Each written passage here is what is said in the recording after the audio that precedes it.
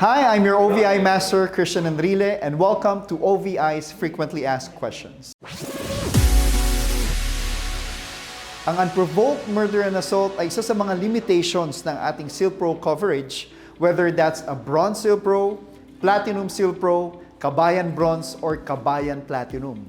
Papasok sa kategorya ng unprovoked murder and assault ang isang taong covered ng ating Seal Pro kung ang dahilan ng kanyang pagkamatay is due to unprovoked murder.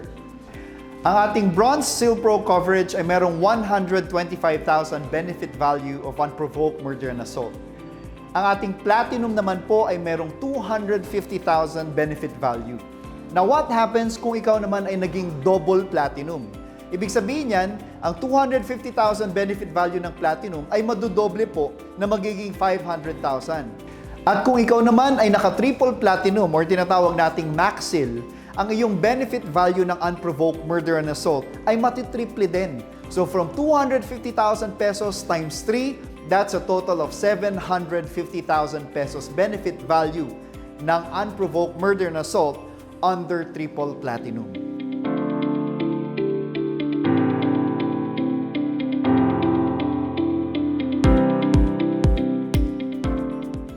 Stay tuned for more videos of our OVI's Frequently Asked Questions. I'm your OVI Master, Christian Enrile.